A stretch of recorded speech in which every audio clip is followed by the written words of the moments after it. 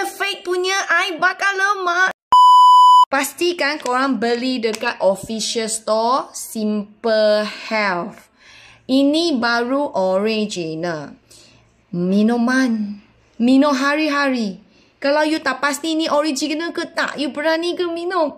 Saya tak berani kawan-kawan. Korang nak beli, pastikan di kedai official. Sangat-sangat penting. Sebab tak ada reseller untuk makanan dan minuman yang ini. Water Mami galak korang minumkan hari-hari.